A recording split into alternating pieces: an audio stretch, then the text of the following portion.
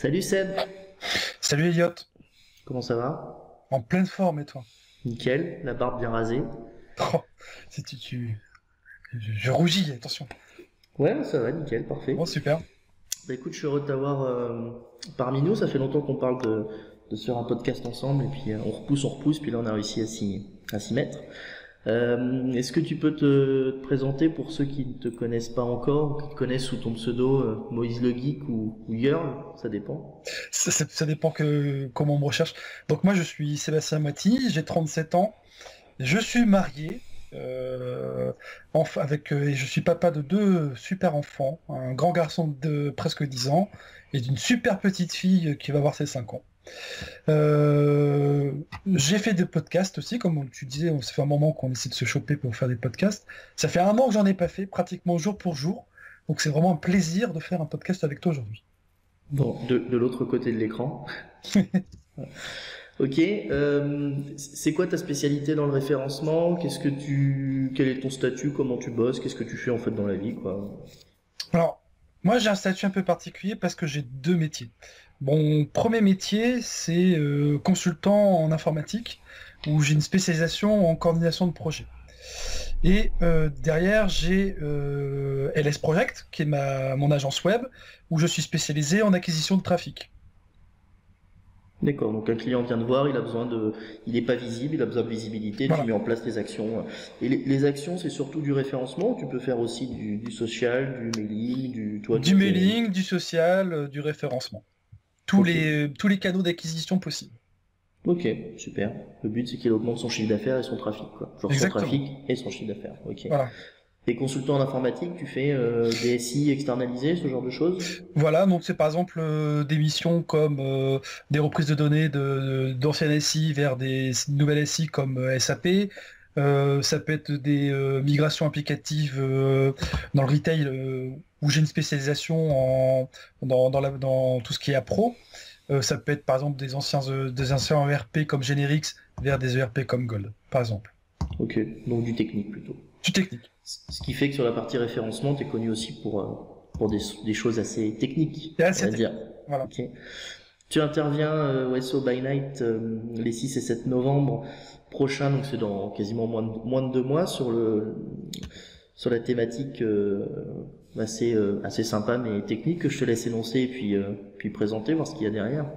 Alors, le titre est un peu factice, on va dire, parce que je pense que je t'avais proposé à l'époque la magie, faire de la magie avec la data science ou un truc comme ça. Exactement.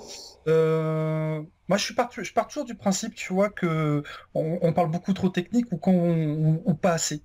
Et bon, il y a quand même beaucoup de conférences, beaucoup de sujets qui existent sur la data science. Et je me suis dit, je vais essayer d'apporter un truc un peu plus sympa, à la façon Moïse, un peu comme je faisais dans les podcasts. En faire en sorte aussi que ce soit une évangélisation pardon, du sujet. Pour dire, voilà les gars, on parle de data science, mais derrière, en fait, vous savez déjà le faire. Vous faites tous les jours. Et montrer comment, avec des outils un peu plus automatisés, etc., comment on peut arriver à faire de la data science de façon assez dans le volume, on va dire. Et puis, qu'est-ce que je peux faire après avec toutes ces données? Je vais te prendre un exemple tout con. Aujourd'hui, quand tu parles data science SEO, le truc qui revient régulièrement quand j'échange avec les gens, c'est est-ce que tu es capable de générer du texte? À Orléans, je peux te donner déjà un petit truc sympa, c'est que je vais vous montrer, moi, comment je peux faire ressortir un sentiment d'un texte avec la data science. Et comment ce sentiment est perçu par l'utilisateur et comment je vais pouvoir aller manipuler mon utilisateur pour augmenter mon ROI. Donc ça, c'est le petit truc que j'ai envie de montrer à Orléans. Après, dans la technicité, quand tu parles de génération de texte, je pense que tu as dû voir des tweets récemment sur mon profil avec Vincent Terrazi, où on parle d'utilisation de CPU. Là aussi, aujourd'hui, on a une avancée qui existe sur cette partie-là, c'est qu'on peut aussi utiliser la GPU. Et je vais te dire un chiffre parce que c'est sorti en conférence à- attends, dans quel bled? J'allais dire San Francisco, mais c'est pas San Francisco. Ça me reviendra. New York, Euh, LA, non? Pas à New York, attends 2 secondes, je dois avoir la page encore ouverte sur mon PC. Où est-ce que je l'ai foutu? Est-ce que c'est sur l'autre, hein?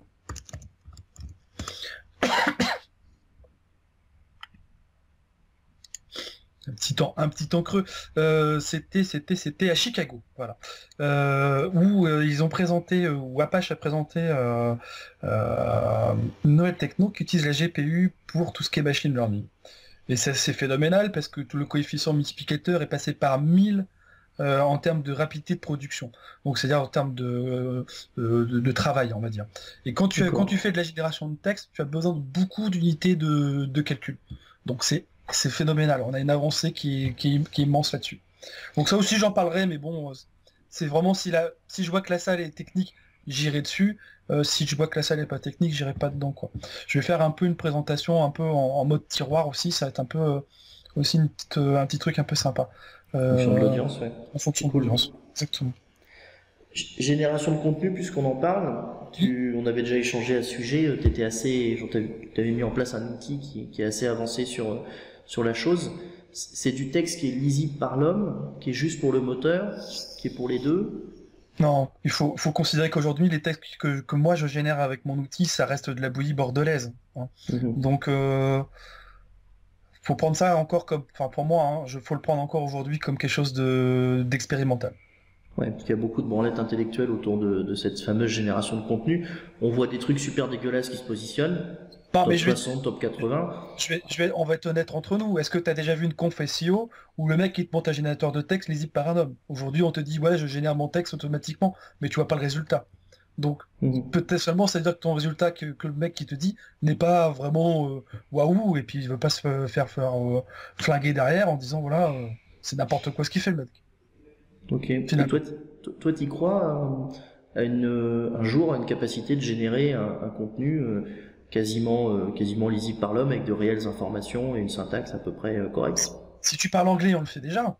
Oui, en anglais, je te parle en français, pardon, excuse-moi.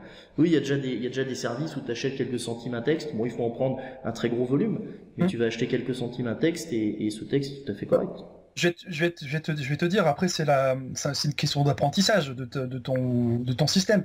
Donc plus le temps tu vas lui laisser le temps de travailler, d'apprendre, il va te sortir des choses de plus en plus niveau qualité meilleure. Donc c'est ça qui est fabuleux, c'est que tu es vraiment sur de l'IA, quoi. Ton créateur de contenu va être capable d'apprendre par lui-même, et plus il parle d'un sujet, mieux il va traiter en fait l'information, quoi. C'est ça. Concrètement, comment ça se matérialise, cette capacité à s'améliorer pour un générateur de contenu? Ça reste quand même assez flou. Comment te dire? Tu sais, je vais te dire un truc qui est très con. Quand tu fais par exemple une analyse de crawl budget sur un gros site, tu vas te dire, voilà, tu vas peut-être utiliser Screaming Frog, tu vas être limité par la mémoire, forcément, un jour ou l'autre. Oui. Tu vas te dire, bon, voilà, je vais faire un échantillon de mon crawl, et à partir de là, je vais en faire des hypothèses. Finalement, avec le texte, il va faire pareil. Tu vas lui donner un truc à ingurgiter, mais peut-être pas un truc complet. Et après, tu vas lui demander de lui créer de créer des textes peut-être de 100, 200, 300, 400, 500 mots. Et puis, après, de lui dire, voilà, soit tu mets un contrôle humain et tu lui dis, bon, voilà, ce que tu m'as fait, c'est de l'adobe, recommence. Puis il va comprendre, il faut qu'il comprenne que ce que tu as mis, toi, ça c'est pas bon, qu'il aille l'améliorer. C'est comme ça que ton système va l'apprendre. Tu vois, je prends un truc que tu fais déjà aujourd'hui, et après c'est un truc que tu vas faire demain, mais de façon automatisée finalement. Donc la différence, c'est que toi tu vas gagner du temps, parce que tu n'auras plus à le faire toi-même. Évidemment. C'est quelque chose que tu vas pouvoir maîtriser, on va dire, dans un certain sens, parce que ce que tu vas lui demander d'apprendre, c'est ce que tu veux, ce qui ressorte en termes de tonalité derrière. Je veux dire, je vais prendre un exemple. Si tu lui apprends que des recettes de cuisine, ton truc, il va te ressortir que des recettes de cuisine. Maintenant, si tu lui ingurgites, je sais pas moi, de la vidéo où t'as Maïté en train de faire des recettes de cuisine, du texte de Joël Robuchon en train de t'expliquer des recettes de cuisine, peut-être que potentiellement là, le machin, il va te sortir du Joël et de la nana et de la Maïté en même temps, tu vois. Chose que toi, tu ne serais pas capable de faire parce que tu as ton propre style. Et en fait, la machine va se prendre les deux styles et les mixer. Ouais. Ça reste assez flou cet effet de dire va prendre les deux styles quoi. Mm. C'est comment il arrive à trouver un style. Bon, il y a des footprints de rédacteurs, mais il faut arriver à trouver un style, Ils l'ont fait avec de la musique aussi. Ils ont appris une machine à écouter que du Chopin, et puis la machine ressort du Chopin, t'as l'impression que c'est lui qui a composé la musique, quoi. D'accord. Donc il y a encore du boulot à parcourir, mais on est quand même Mm. déjà bien avancé dans cette partie génération de texte, quoi. Ouais. C'est d'ailleurs assez intéressant de se dire comment Google va réagir par rapport à ça, puisque ça sera un texte qui répond à la requête, donc on est dans les guidelines Google. Par contre, c'est quand même généré par une machine. Bon, là, on est quand même moins proche des guidelines et Mm. de la logique internaute, on va dire. Donc ouais, c'est intéressant bon, on le verra dans quelques années comment, comment ça va se positionner et comment Google réagit, quoi. Je sais pas ce que t'en penses, toi, si t'as une petite idée là-dessus. Non, après après je vais te dire un truc qui est très con. Finalement, ce que tu fais avec du machine learning ou autre chose, hein, ça ne reste que des formules mathématiques derrière, tu vois. Donc, Mhm. ce sont des choses que hier tu faisais à la main, ou après que tu as eu un ordinateur, tu l'as fait avec Excel, on sait trop rien. Et puis derrière, maintenant tu fais avec une intelligence artificielle. Bon. C'est une évolution, juste une évolution, je veux dire, de façon un peu grossière de l'espèce humaine, quoi. Donc voilà, on est en train de la faire. Oui, avec une amélioration quand même, parce que je lis trois textes, je suis capable de compiler quatre ou cinq textes en un. Hmm. Je me rappelle difficilement des infos du septième ou du huitième après. La machine peut en compiler 100, 150 ou 200, quoi. C'est ce que font des outils sémantiques d'ailleurs, c'est qu'ils vont checker un grand nombre de résultats. Et c'est vraiment avec ce grand nombre de résultats où on arrive à ressortir des données assez pertinentes sur la récurrence de certains mots, l'utilisation de certains d'autres, des entités nommées, ce genre de choses, quoi. Mais ce qui est vachement intéressant et qui fonctionne, quoi. Donc encore. Bon, après, tu vois, quand t'es un mec tout seul comme moi, bon, c'est expérimental. Faut pas se leurrer, quoi. C'est ce qu'on avait assisté avec Patrick Valibus à votre conf au SO Camp de Paris, et c'était ce qui était ressorti avec Vincent Terrazi, si tu veux, c'est que faut quand même une bonne équipe de dev derrière quand tu veux toucher avec du R, faire du gros scrapper ou des trucs fabuleux, quand tu commences à toucher à des technos utilisés par la Hmm. NASA, ça fait bander sur le papier, mais c'est vrai que faut Ah, une équipe de dev, quoi. Tu tout seul dans ton coin, tu fais rien. remarque ce qu'on a tu parles de l'outil NASA qu'on a présenté au SEO Camp avec Vincent. Pour te dire, le workshop qu'on a fait, on l'a préparé la nuit, juste avant la présentation. C'est que le matin, quand nous on l'a présenté, on n'était pas encore parti faire dodo, tu vois. Mais Ça y est, des petites mines. Ouais, mais je veux dire, il y avait eu un gros boulot réalisé en amont par les équipes techniques, par vous, ne serait-ce sur le background de dev et tout ça, quoi. Tu t'arrives pas avec une techno que tu connais pas et tu la prends en main. bon, après Vincent, il est très costaud aussi, hein. Oui, ça c'est clair. Ça c'est clair. Ah, Mais bon, ça n'enlève en rien au talent de Vincent qu'à un moment donné, faut une équipe pour pouvoir avancer plus ouais. vite, ou alors seul, soit tu t'y mets à plein temps et tu bosses pas, t'as pas de clients, soit c'est toute la complexité de faire de faire de la recherche, de l'avancer dans nos domaines, quoi. C'est qu'un mec, Eh ben, il faut que tu aies une boîte qui soit en capacité de te payer pour faire que ça, quoi. Faut pas être méchant, ouais, et qui espère faire du ROI sur les recherches que tu vas faire. ouais, c'est un peu, En gros, c'est ça, hein. ouais, c'est Enfin, un pour peu moi, ça. aujourd'hui, c'est ça, hein. J'ai entendu parler de deux trois consultants là qui ont monté qui sont arrivés au niveau d'une agence, on va dire une dizaine de personnes. Et quand t'as le volume de 10, t'arrives à te concentrer sur de la recherche en même temps que tu manèges tes équipes, quoi. Mais faut arriver au volume de 10 et avoir les clients et vérifier que tout se passe bien et avoir les mecs qui gèrent derrière et qui tiennent la route, quoi. Ok. Bon bah c'est cool, c'est vrai, moi, la génération de contenu c'est vraiment un truc sur lequel je me penche. Alors je suis pas développeur, je suis pas techos donc je peux pas faire grand chose, mais c'est vraiment un truc qui intellectuellement me botte, quoi. Ouais, mais bon, je te dis que si t'es comme moi, seul à la maison, Oui, je sais bien, on fera rien, mais ça empêche pas de s'intéresser au sujet, quoi. voilà. Comment t'es tombé toi dans le référencement, puisque t'as un cursus assez informatique j'imagine, donc t'as peut-être commencé par du TSI et du technique d'autres langages. Figure-toi que je suis tombé dans le web en 96. Waouh. Et je dois ça à mon cousin Philippe du même nom que moi. Mon cousin Philippe a monté la première boîte de DNS en France. D'accord. Et je traînais toujours avec lui. Et c'est comme ça que je me suis mis à faire mon premier site web en 96. Alors attention, accroche-toi, 96, c'était mon premier site de porn. C'est vrai que t'es un ancien du porn, toi. On va en parler un peu après. Non, Et non, donc, non, non, on n'en parle pas. surtout pas. Donc, premier site de porn Ah, 96, tu te poses les questions basiques, comment je fais venir du monde dessus, non? Non, tout le monde venait, ça venait non, facilement? à l'époque, ce que je faisais, c'était juste faire le site. Je m'en branlais d'avoir du trafic. D'accord. C'était le HTML3 ou 4 à l'époque, avec les JavaScript et puis les GIFs animés. Donc Hmm. les petites bannières de GIFs que tu fais, vas-y, clique sur le lien, oh, Ouais, regarde, j'ai une nouveauté, machin. Enfin, ces trucs tout con. Et puis dans le pan, c'était facile, tu faisais des backgrounds en noir avec des photos. Donc ça allait vite à faire. ouais, d'accord. Et de là, tu fais quoi? Tu fais d'autres sites? Tu te Et prends au jeu? alors, bon, le pan, c'était plus un délire avec. En plus, j'ai fait ça avec mon pote d'enfance. Je te dirais pas où il bosse aujourd'hui parce que le pauvre malheureux. Alors, si je vais te dire où il bosse, c'est le directeur technique Europe et actuellement chez Areva. D'accord. Bon. Et désolé pour lui, hein, s'il voit la vidéo, il va me haïr. Comme quoi, on peut commencer par le porn et pas mal finir, hein. Bah, et donc, pour te dire, en 2002, j'ai commencé un autre projet. C'était du manga et c'était du streaming manga. Voilà. D'accord. 2002 jusqu'en 2006. Après, bah, j'ai connu mon épouse qui m'a dit ouais, le web arrête un peu. Donc j'ai arrêté en 2006 et j'ai repris en 2010.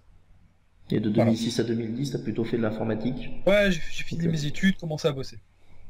Ok. Et donc depuis 2010, tu t'es repris au jeu et donc Ouais, un peu de alors, référencement dans le. exactement. Mais tu vois, pas à temps plein comme je fais aujourd'hui. C'était en... C'est ce que je dis aujourd'hui, ce que tu as dû m'entendre le dire une paire de fois.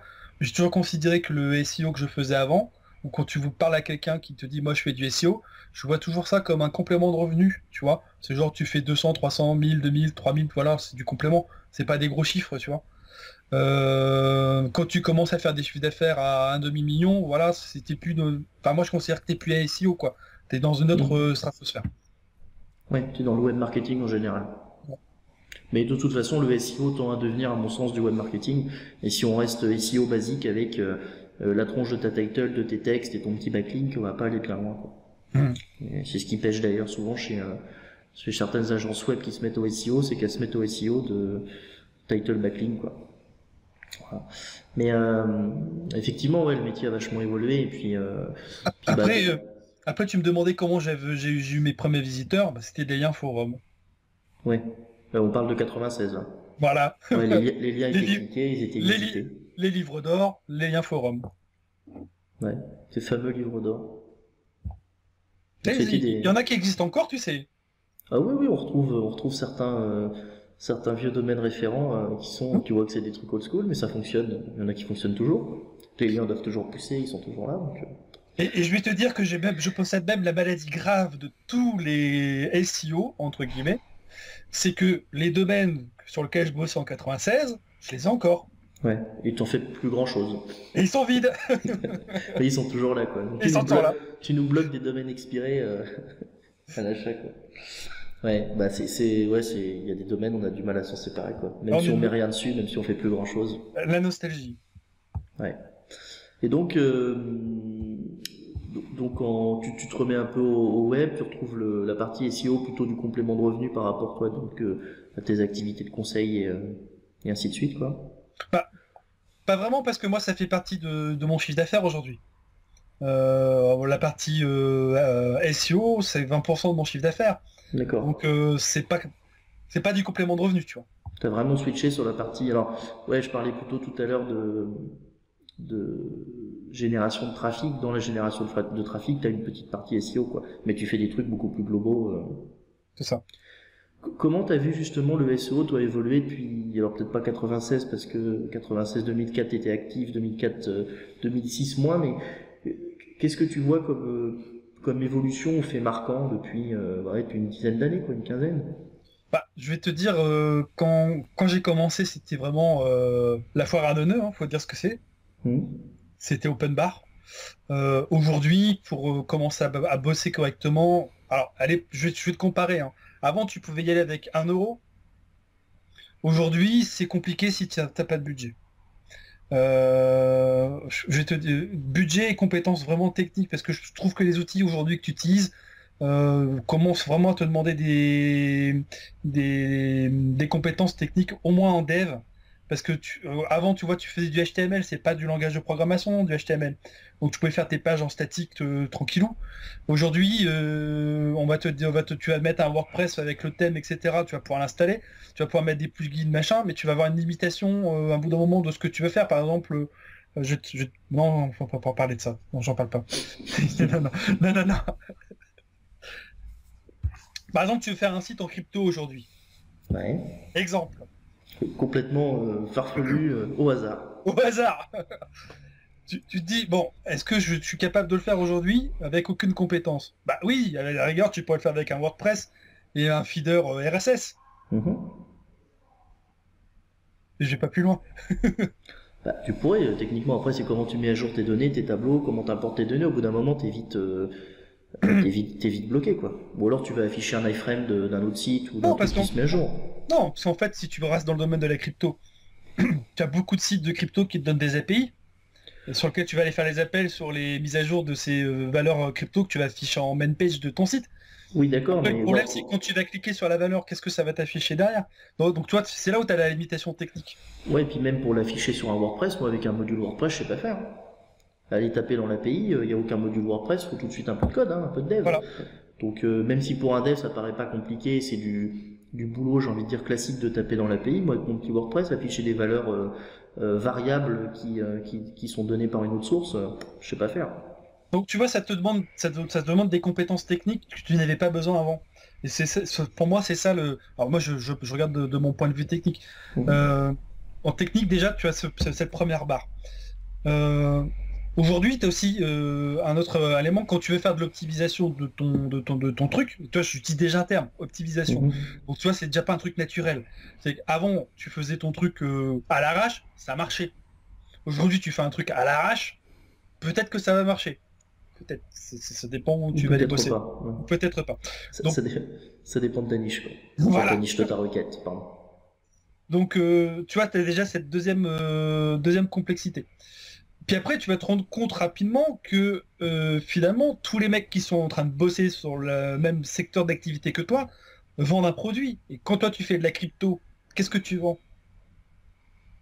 Qu'est-ce que tu vas pouvoir faire en sorte pour que les gens viennent chez toi et acheter quelque chose? Bah, en fait, si tu fais que annoncer des chiffres, tu sers à rien. Mhm. Enfin, ça, c'est ma vision, hein. Non, mais c'est Donc, vrai.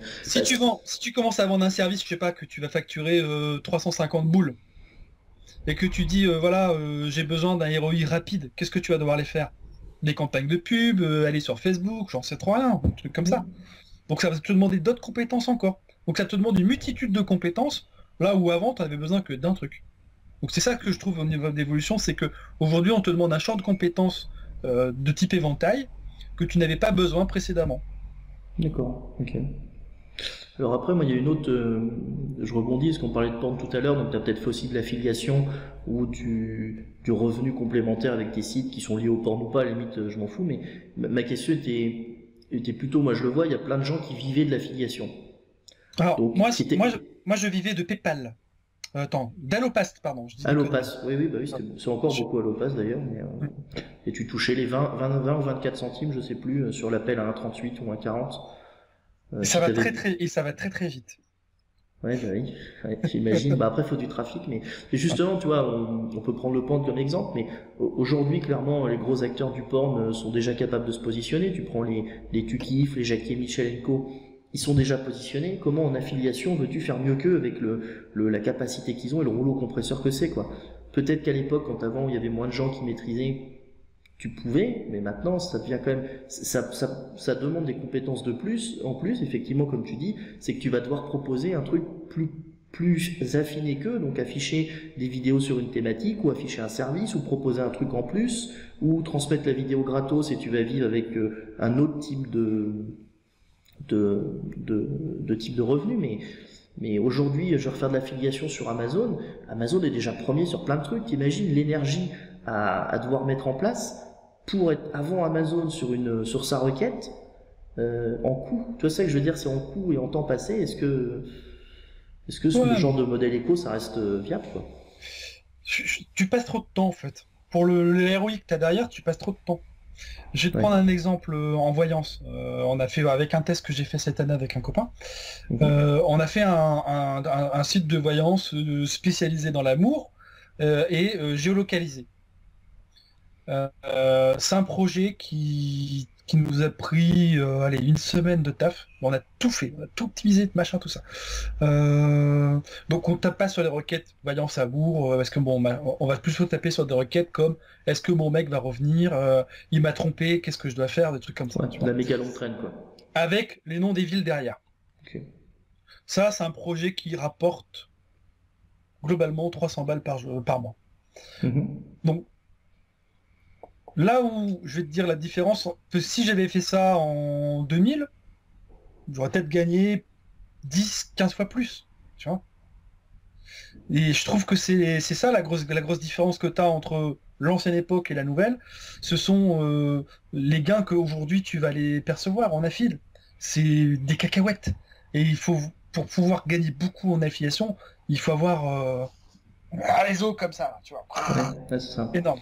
Donc, je vais te prendre un exemple. Je peux citer François Tréca qui a fait aussi un test en voyance.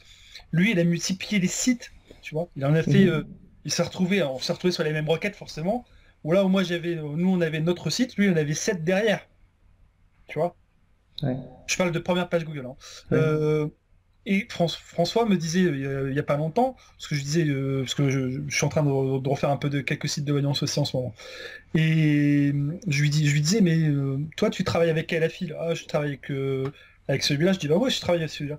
Il dit, et toi, en termes de chiffres, tu fais combien? Il me dit, oh, je fais 2 000 € à l'année. Avec 7 sites, 2 000 € à Ouais, l'année. ouais. C'est pas Bah, terrible, hein. c'est toujours pareil, ça dépend quelle est l'énergie nécessaire pour les 2 000 euros. Si c'est quelques heures, ça va, parce qu'une fois que c'est mis Bon, en place, c'est mis en place. Mais si c'est plusieurs, comme tu dis, une semaine, toi tu fais 300 balles, vous êtes deux, ça fait 150 par personne, ça fait à peine 2000, donc ça fait tes 1006, 1007. Voilà, t'as l'hébergement à payer, t'as peut-être un amortissement d'outils parce qu'il a fallu un petit outil sémantique. bah, on a eu le rédacteur, on a eu Voilà. les outils, on a les allers-retours avec parce que la filière avec qui on bosse, il regarde ce que tu fais et puis il dit ça c'est pas bon Évidemment. et Mhm. ça c'est bon. Donc bah, les modifications, après les petites modifications que tu fais sur les deux, trois premiers mois de lancement pour ajuster le côté technique et puis vraiment optimiser le truc pour que ce soit aux petits oignons. Donc ouais Et, non. et c'est lié. Par rapport au temps passé et coût investi sur le dev, le rédac et machin, non, c'est pas rentable. Absolument pas rentable.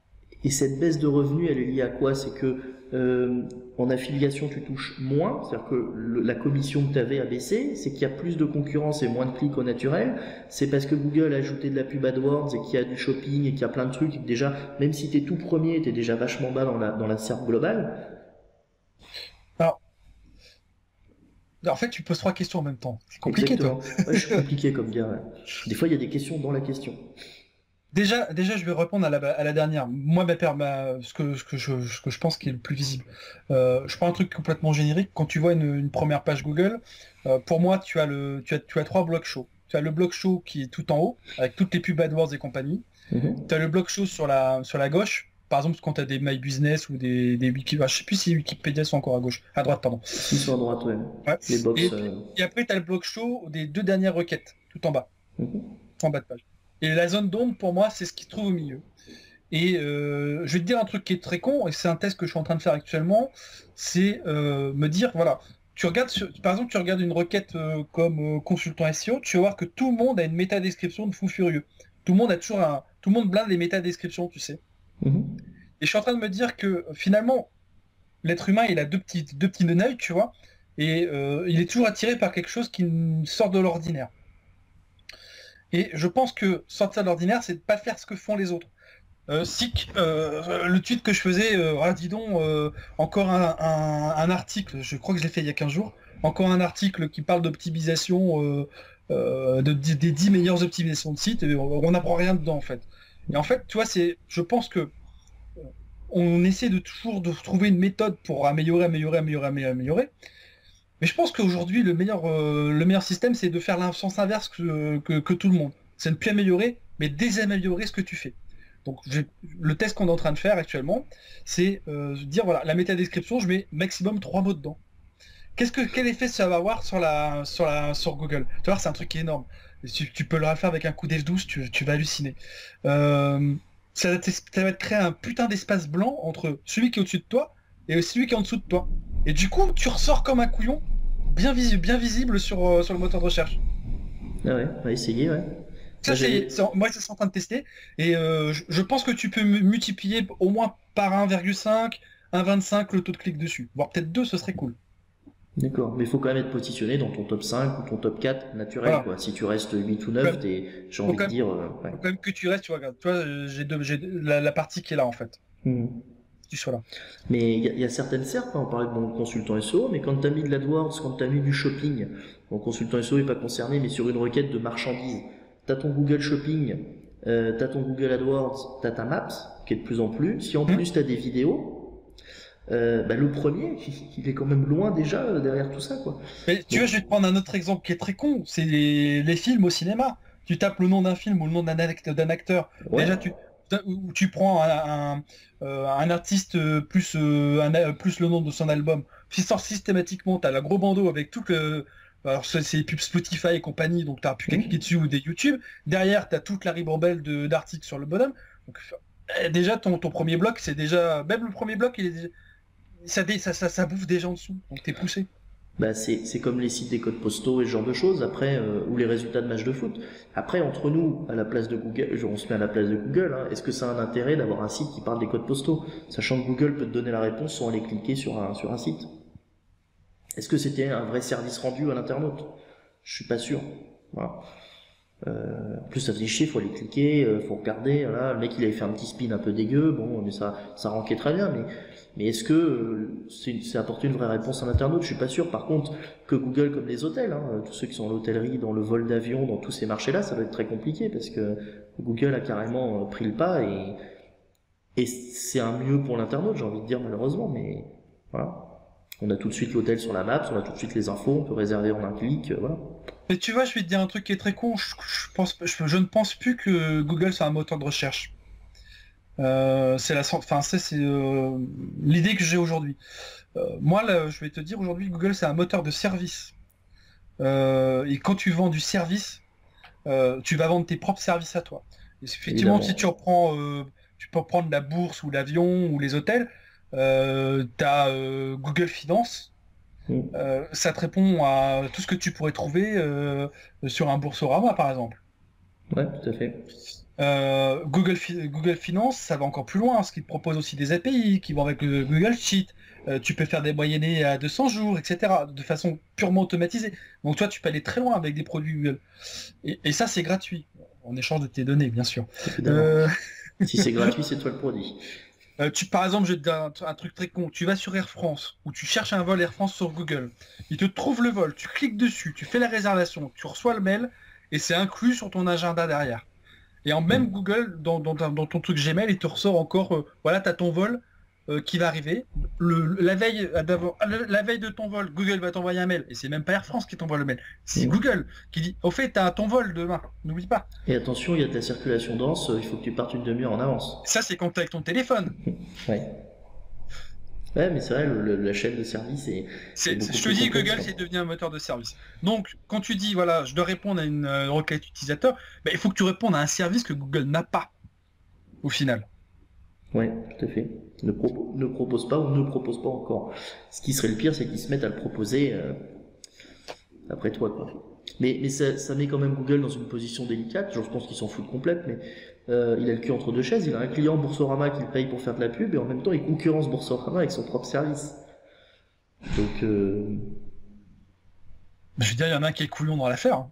on est d'accord, mais le problème c'est que sans Google, c'est très compliqué d'acquérir du trafic. Si tu te dis, je fais plus d'AdWords, je fais du naturel mais plus d'AdWords, je pense qu'il y a une belle partie du trafic qui baisse, quoi. Je pense que tu as d'autres canaux aujourd'hui qui sont à travailler. Aujourd'hui, tu sais qu'on entend beaucoup parler du mobile first. C'est pas déconnant. Je vais te dire, tu as une évolution aujourd'hui au niveau de tes sites web, c'est tout ce qui est pushing. Donc tu peux travailler le pushing. Et donc comment dire, voilà, tu te fais ta communauté d'utilisateurs en fait. Finalement, je parle de communauté d'utilisateurs de façon globale. Mais si par exemple tu fais du pushing, je fais je fais un nouvel article sur mon site et puis tous les mecs qui ont leurs terminaux derrière, ils se retrouvent avec tiens, il y a une nouvelle publication, on vient la lire. Voilà, c'est comme si tu faisais du building, mais c'est transformé quoi. Ouais, c'est une évolution d'outils, mais c'est la même. Puis après, avoir ta communauté, c'est quand même beaucoup plus puissant, t'es libre, Hmm. tu n'utilises pas les services d'un autre, quoi. C'est clair. Mais il y a quelques évolutions comme ça. Après, on n'est pas comme le vocal. Il y a aussi beaucoup de branlettes autour, mais on n'est qu'au début. Mais ça va aussi être pour moi une révolution de la recherche et qui pose plein de problèmes, hein. Affiche-moi ça veut dire qu'il n'y a qu'un résultat globalement qui est proposé. Hmm. Ça reste super compliqué. Donc de 10, on est passé au top 3, et du top 3, on est en train de passer à un top 1. Ça va être, euh, ça va être super galère.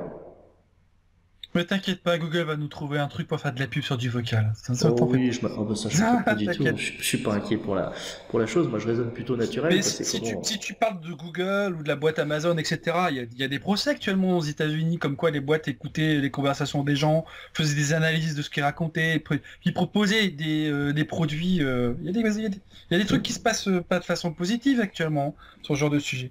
Donc moi je dis c'est un sujet à prendre avec des pincettes. C'est certes une évolution et un service. Je parle encore de service, tu vois.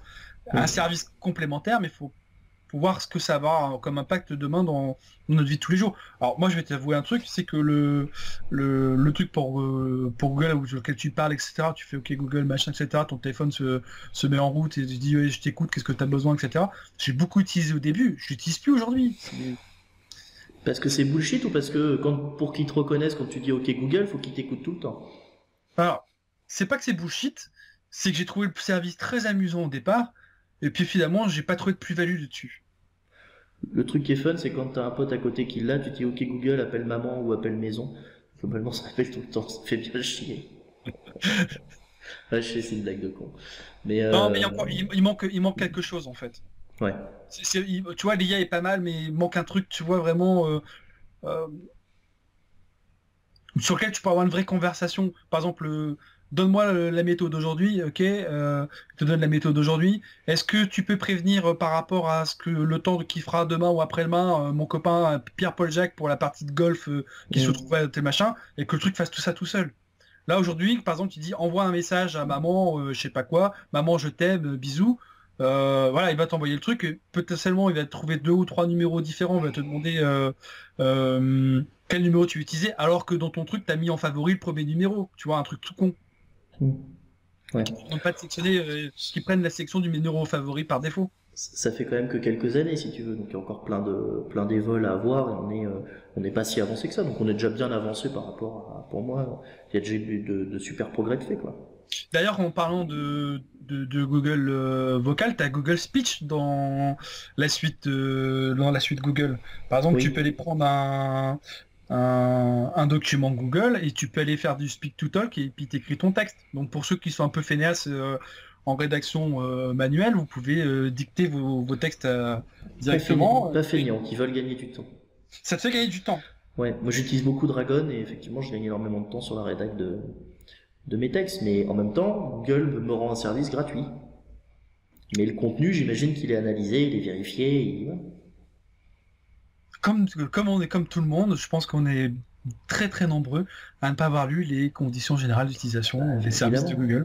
Google. Moi, Et- je l'ai fait une fois pour m'amuser sur Waze, où c'est un GPS effectivement gratuit et tout, mais à aujourd'hui, les données ne sont pas revendues, mais les conditions générales prévoient qu'un jour, tes données peuvent être utilisées. Qu'est-ce qui te dit qu'un assureur va pas s'y connecter pour savoir que tu roules tout le temps à 150 sur l'autoroute, mais quand il y a un radar, tu freines. On sait où est le radar, on sait à quelle vitesse tu roules, on sait quitter quand tu utilises. C'est hyper facile de faire des moyennes en radar, par exemple. Donc, Moi, je vais être très honnête avec toi. Nous, on a un produit sur lequel on fait du conseil en bourse. Dans nos conditions générales de vente, on explique bien aux gens, attention, par rapport à votre voilà, on va pas vous le cacher, mais vos données sont revendues derrière à des banques ou des organismes de finance. mais personne ne le lit, donc de toute façon, toi, t'es clean d'un point de vue juridique, mais Hmm. voilà. Et puis c'est un moyen de... Moi ça me choque pas plus que ça, du moment que les gens Non, sont au mais courant et ils l'ont à l'esprit. Si tu veux, après ce qui est plus grave, c'est que beaucoup de gens n'ont pas du tout à l'esprit, n'ont pas du tout cette il, notion, quoi. il faut être en accord avec le service que tu utilises. C'est ce que je dis toujours à mon épouse. Mon épouse me dit, putain, je reçois encore de la pub de machin. Je dis, mais tu utilises un service gratuit. Hmm. Comment veux-tu que le mec vive avec un truc gratuit? Donc il faut bien qu'elle aille chercher l'argent quelque part. Oui, mais Bon, peu d'internautes, ça a été le gros problème avec les startups bidons qui fleurissent de partout. C'est que le mec te propose un service, tu sais, c'est un peu le truc dans la série, je sais plus comment ça s'appelle, c'est qui parle de startup dans la Silicon Valley. Bah, elle doit s'appeler Silicon Valley d'ailleurs, la série. Et le mec dit, ouais, c'est super, j'ai une appli qui va te permettre de noter ce dont tu as besoin, et quand tu es au supermarché, bah, t'oublies rien, quoi. Ouais, t'as inventé une liste de courses. Et du coup, tu vis comment? Ah, c'est payant. Bah ouais, mais la liste de courses, elle est gratuite, pourquoi on va payer pour ton appli? Et en fait, c'est le problème éternel, c'est comment tu gagnes ta vie, quoi. Et si tu gagnes ta vie qu'avec la pub ou la revente de données, bon, c'est ce que fait Facebook, mais à mon avis, c'est un modèle qui commence à arriver vers la fin. Les gens sont pas dupes, ou alors faut vraiment rendre un super service. Et là, ta rentabilité, elle est 5 ou 6 ans après, quoi. mm. Ça reste compliqué, mais oui, effectivement, tu t'inscris, genre même un truc de newsletter ou d'information, tu vas avoir des pushs qui t'envoient de l'info, c'est évident que le mec va te caler de la pub dedans, ou une agence, on prend notre métier, hein, quand on fait un Ouais. article où on donne des astuces, faut bien qu'on vive, donc on donne les astuces, mais l'idée c'est de nous commander une presta derrière, quoi. C'est Ouais. clair. Tu vois, tu reviens au push, j'en parlais il y a quelques Mmh. minutes. Et ça, c'est des trucs qui se développent de plus en plus sur les sites.